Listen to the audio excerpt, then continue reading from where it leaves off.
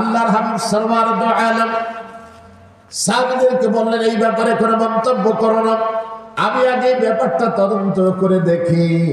নামাজ শেষ করে রাসূল কারীম সাল্লাল্লাহু আলাইহি ওয়াসাল্লাম বাবে জিবরিল বরাবর জান্নাতুল বাকি ডান পাশের পাশ থেকে যেখানে মার্কেটগুলি, এখান থেকে হেঁটে হেঁটে সাহাবীর বাড়ি চলে গিয়েছেন। সাহাবীর নাম আব্দুল্লাহ আনসারী রাদিয়াল্লাহু তাআলা আনহু।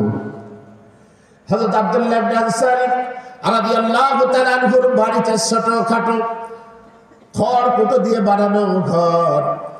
আল্লাহর হাবিব ঘরের মধ্যে ঢোকেন নাই, বাইরে দাঁড়িয়ে সালাম দিলেন, আসসালামু আলাইকা ইয়া আহলাল বাইত। ঘরের মধ্যে কে আছে? সালামের জবাব দাও। দ্বিতীয়বার আবার দিয়েছেন, কোনো জবাব নেই। তৃতীয়বার দিয়েছেন, কোনো জবাব নাই। হুজুর ফিরে চলে আসতেছেন, হঠাৎ করে শুনতে পাচ্ছেন কে যেন পিছনে দৌড়ায় আর বলো, ওয়ালাইকাস সালাম ইয়া রাসূলুল্লাহ, ওয়ালাইকাস সালাম ইয়া রাসূলুল্লাহ। নবীজি পিছনে তাকায় দেখেন যেই সাহাবীর খোঁজে তিনি এসেছিলেন সে আব্দুল্লাহ আনসারী পিছনে দৌড়াচ্ছে। দাঁড়িয়ে গিয়েছেন বিশ্ব নবী। সাহাবী কাছে চলে এসেছেন। আল্লাহ নবী বলতেছেন, সাহাবী আব্দুল্লাহ আনসারী, বেশ কিছুদিন ধরে তুমি মসজিদে নববীতে সবার শেষে ঢোকো, সবার আগে বের হও কেন? কারণটা বুঝলাম না, বলো দেখি কি কারণ? আব্দুল্লাহ আনসারী বললেন, হাজা বাইনি ওয়া বাইনাল্লাহ, এটা আমি আর আমার আল্লাহর একান্ত ব্যক্তিগত বিষয়, মানুষের সাথে আমি বলতে চাই নাই। একটু বলো, তোমার ব্যাপারে সাহাবীরা প্রশ্ন তুলেছে, তুমি মুনাফিক হয়ে গেছো কিনা? আব্দুল্লাহ আনসারী বললেন, ইয়া রাসূলুল্লাহ, আপনার সমস্ত প্রশ্নের জবাব আমি দেব, কিন্তু আপনাকে আমার সাথে একটু আমার ঘরের কাছে যেতে হবে। আব্দুল্লাহ আনসারীর সামনে, নবীজি তার পিছনে কাছাকাছি চলে গিয়েছেন। অনেকখানি ফাঁকা, উপর থেকে বেড়াটা দিয়েছে অর্ধা অবধি। এই বেড়ার উপর থেকে দেখাচ্ছেন আব্দুল্লাহ আনসারী, ইয়া রাসূলুল্লাহ, এই যে আমার ঘর দেখতে পাচ্ছেন আপনি? নবীজি বললেন, হ্যাঁ দেখতে পাচ্ছি। ইয়া রাসূলুল্লাহ, ঘরের মধ্যে খেয়াল করে দেখুন একটা গর্তের মুখ কি দেখা যায়? নবীজি বললেন, হ্যাঁ গর্তের মুখ তো দেখতে পাচ্ছি। সাহাবী আব্দুল্লাহ আনসারী বললেন, ইয়া রাসূলুল্লাহ, ইয়া হাবিবাল্লাহ, এই গর্তের মুখটা ছোট হলেও ভিতরটা অনেকখানি প্রসারিত। হুজুর, আমার দুঃখের কথা, কষ্টের কথা হয়তো আপনাকে আমার বলা হয় নাই। ও রাসূলে, ও আল্লাহর হাবিব, আজ বেশ কিছুদিন হলো আপনার আব্দুল্লাহ আনসারীর বাড়ির মধ্যে দুইখানা কাপড় নাই। স্বামী এবং স্ত্রীর কাপড় সংখ্যা মাত্র একখানা। আমি পরলে স্ত্রী উলঙ্গ থাকে, আর স্ত্রী পরলে আমি উলঙ্গ থাকি। হুজুর, সতর্কতা যাতে আলগা না হয়ে যায় এজন্য একটা গর্ত করে রেখেছি কাপড়ের অভাবটা মেটানোর জন্য। একজন যখন কাপড়টা জড়ায় নামাজে দাঁড়ায়, আর একজন গর্তের মধ্যে লুকায় পড়ি। ভাইরা, চিন্তা করেন তো, তাদের মাধ্যমে দিন আমাদের পর্যন্ত পৌঁছেছে।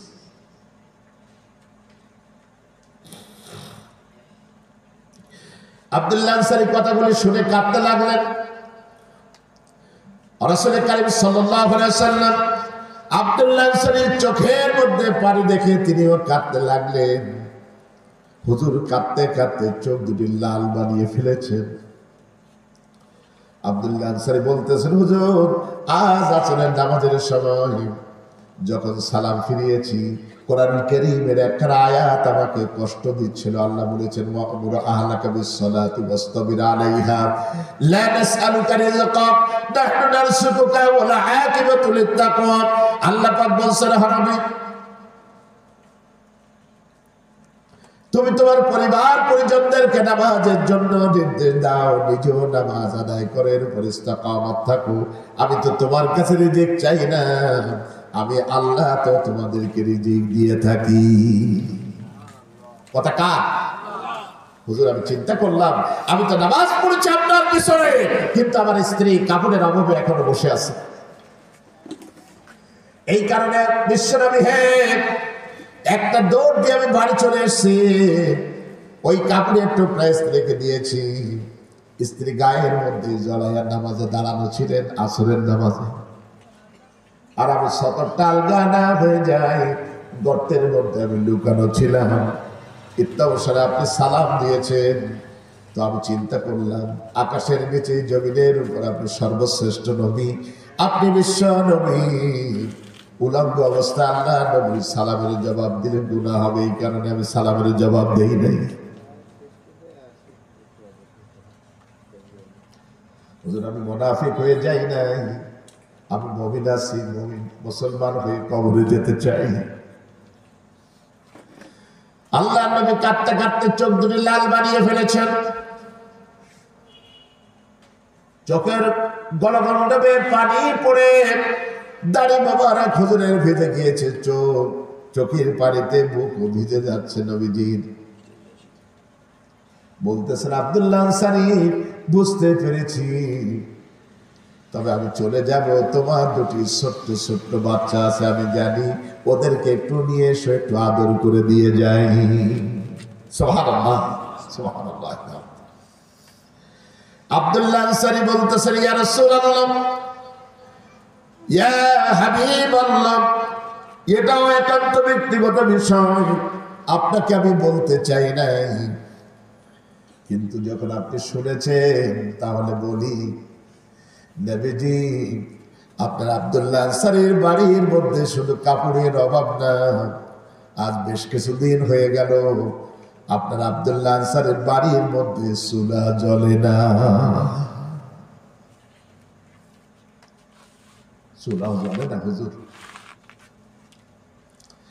আজ দীর্ঘ 2 দিন আমার বাচ্চা দুটি কিছুই খায় নাই, খাবারের জন্য হাহাকার করতেছিল, সকাল বেলাতে বড় বিরক্ত করতেছিল খাবারের জন্য। আমি ওদেরকে ধমক দিয়ে ঘর থেকে বের করে দিয়েছি, কিন্তু হুজুর এই যে আব্দুল্লাহ আনসারী আমার বাড়ির সীমানা, এই সীমানার বাইরে ওই যে দেখেন একটা খেজুর গাছ, ওই খেজুর গাছটা আমার নয় নবীজি, এই খেজুর গাছটা একজন ইহুদির আল্লাহ এবং রাসূলের দুশমনের।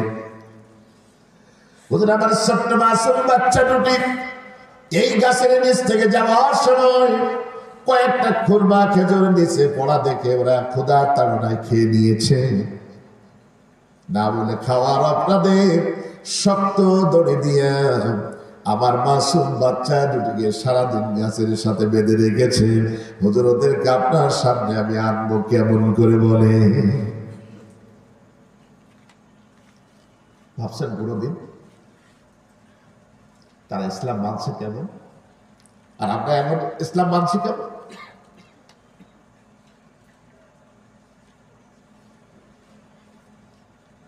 হুজুর কাঁদলেন, চোখ দুটি লাল হয়ে গেছে। রাসূল কারীম সাল্লাল্লাহু আলাইহি ওয়াসাল্লাম দ্রুত হেঁটে তিনি মসজিদে নববী ক্রস করে ঘরের মধ্যে ঢুকতেছেন, চোখ দিয়ে দরদর করে পানি পড়ে।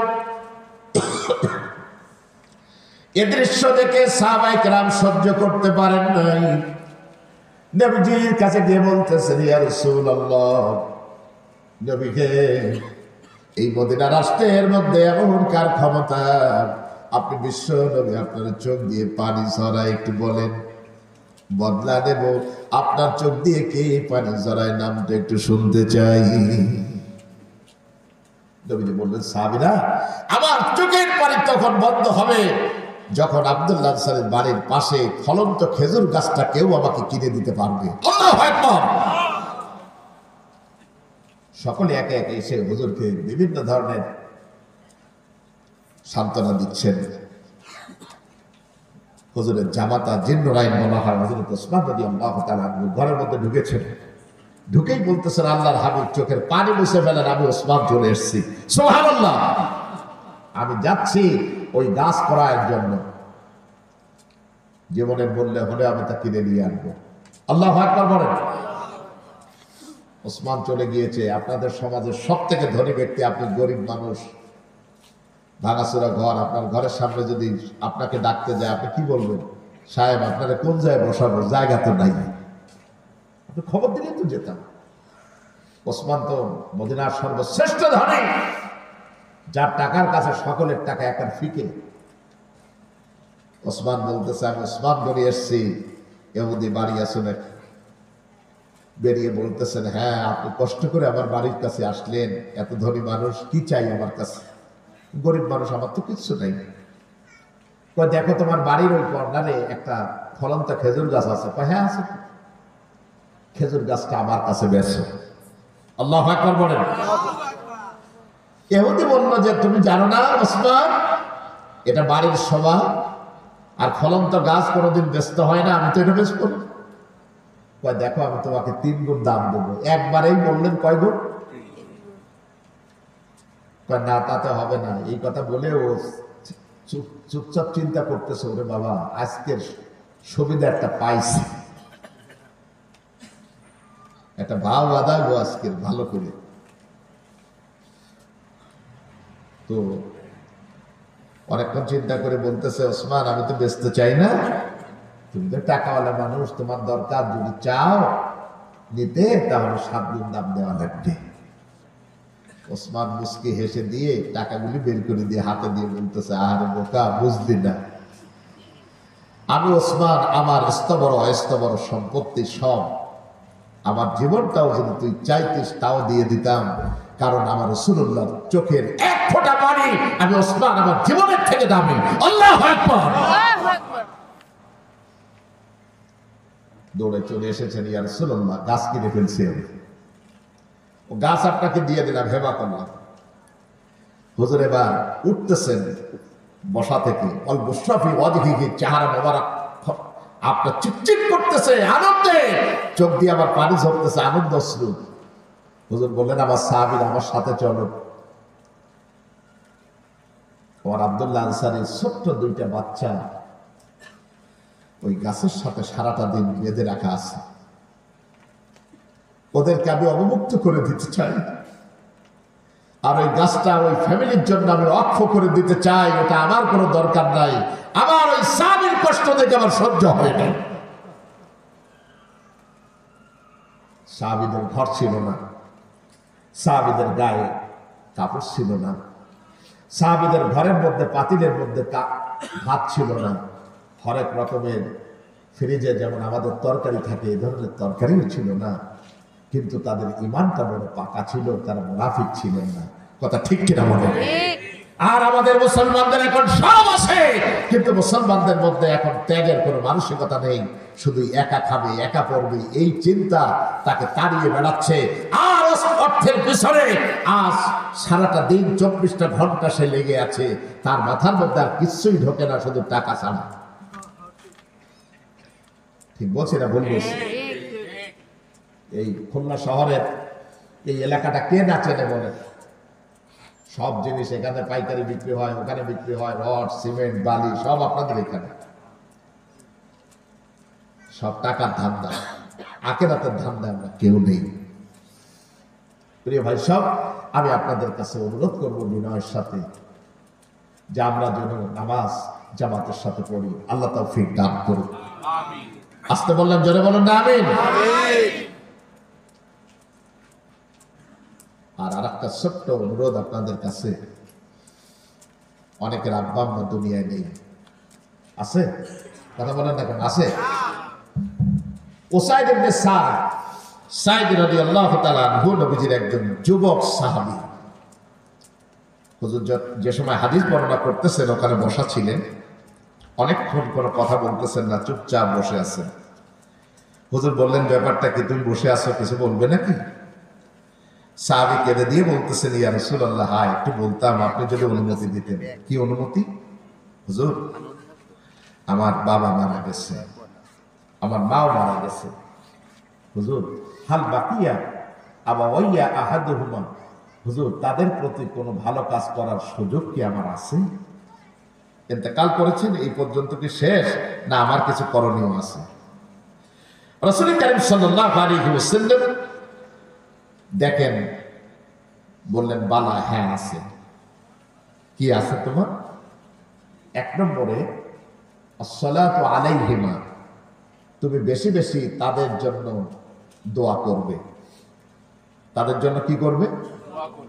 বাপ মা যাদের ইন্তেকাল করেছেন, কবরের বাসিন্দা হয়ে গেছে, একটু মনটা নরম করে একটু চিন্তা করেন তো, আপনার বাচ্চার জন্য আপনি কি কি করেন, আপনার মা আপনার আমার জন্য কি করেছেন, একটু হিসাব করেন তো।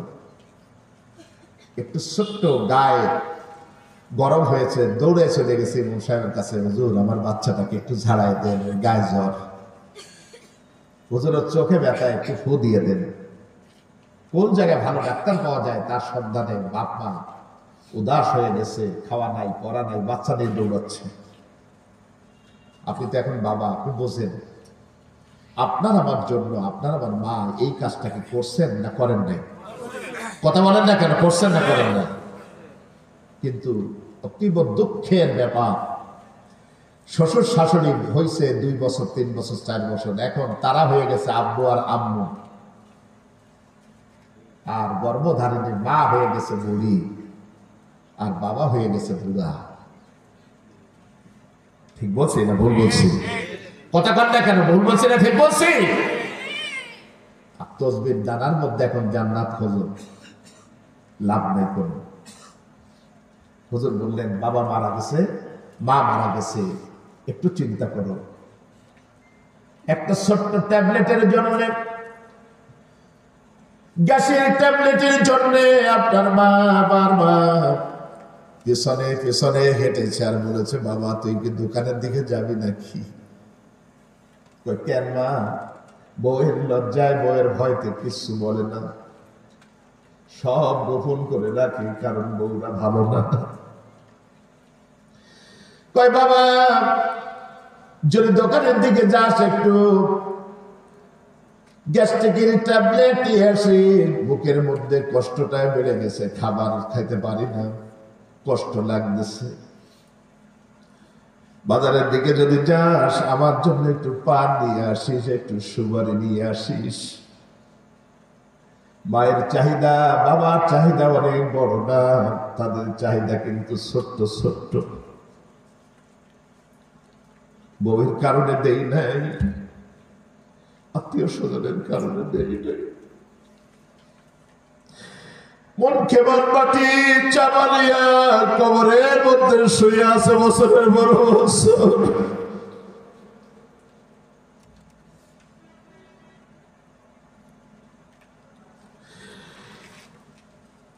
অপরাধ করে ফেলেছি, সময় মতো ট্রিটমেন্ট করি নাই, সময় মতন গায়ের একখানা কাপড় দেই নাই,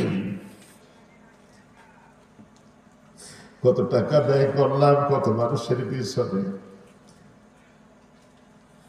কিন্তু দুনিয়ার অস্তিত্বের পিছনে যে মানুষ দুটির সব থেকে অবদান তাদেরকে আমরা ভুলে গেছি।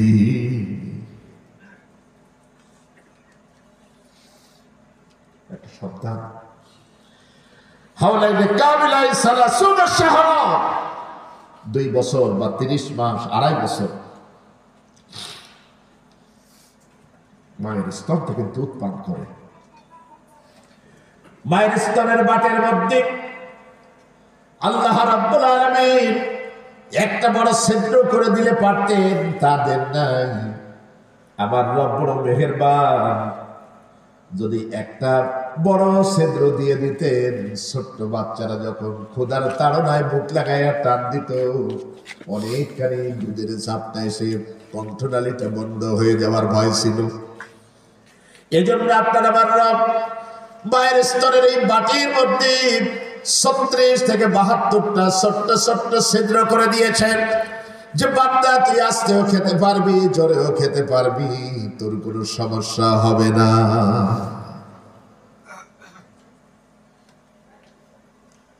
পৃথিবীর সর্বশ্রেষ্ঠ খাবার মায়ের স্তনের মধ্যে আল্লাহ তাআলা সঞ্চয় করে রেখেছিলেন। আপনি আমি দুনিয়ায় ভূমিষ্ঠ হওয়ার আগে মাইক্রোবায়োলজির স্টুডেন্টরা মায়ের স্তনের এই দুধ, শাল দুধকে পাত্রের মধ্যে ধরেছে। আমাদের স্টুডেন্টরা স্টোভের উপরে দিয়ে, আগুনের উপরে দিয়ে এটা জ্বালিয়েছে। জ্বালাতে জ্বালাতে দেখে সর্বনাশ, দুনিয়ার অন্য কোন দুধের মতো রঙের না। সুবহানাল্লাহ, লালচে লালচে, সব সব লালচে লালচে। আর একটু বেশি জ্বালানোর পরে দেখা গেল যে মায়ের গায়ের রক্তের শ্বেতকণিকাগুলি স্পষ্ট দেখা যাচ্ছে এই মায়ের শাল দুধের মধ্যে। মায়ের স্তন থেকে আপনি দুধ পান করেন নাই, মায়ের রক্ত পান করেছেন। সেই মাকে দূরে সরিয়ে দিয়ে আমি তীর ধরছেন, খানকা ধরছেন, রাজনীতিবিদদের পিছনে কেতলি আর চামচ হয়ে ঘুরতেছেন। আমি স্পষ্ট ভাবে আপনাদের কাছে বলতে চাই, ভাগ্য যদি খুলতে হয় মায়ের সেবা করো বেশি, তাহলে তোমার ভাগ্য খুলে যাবে। আল্লাহু আকবার। 7 মণ দুধ পান করে একটা সন্তান, কয়েক লক্ষ বারে মায়ের স্তন থেকে। 7 মণ এই রক্ত না, এটা তো দুধ না, মায়ের গায়ের রক্ত, সেটা আপনি আমি পান করেছি।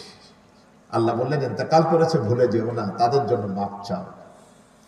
ওয়ালিস্তিগফার লাহুমা, তাদের গুনাহগুলির জন্য আল্লাহর কাছে বারবার ক্ষমা প্রার্থনা করো। 1 নম্বরে দোয়া করা, 2 নম্বরে তাদের জন্য বেশি বেশি করে ইস্তেগফার করা, আল্লাহ তুমি তাদেরকে মাফ করো। মাফ করার মালিক কে? আপনি আমি দোয়া করব, আল্লাহর আরশে কি যাবে না যাবে না? সালাসাতুল্লাহ তারুদ্দু দাওয়াতুহু, হাদিস শরীফের মধ্যে বলা হয়েছে আকাশ এবং জমিনের মধ্যে এমন 3 ব্যক্তি আছে যারা হাত তুললে ওই হাত এবং আল্লাহ আরশে আজিমের মধ্যে কোনো পর্দা থাকে না, সরাসরি কবুল হয়। তার মধ্যে সন্তানের দোয়া তার বাপ মায়ের জন্য দোয়া করবেন, মাপ চাবেন। এরপরে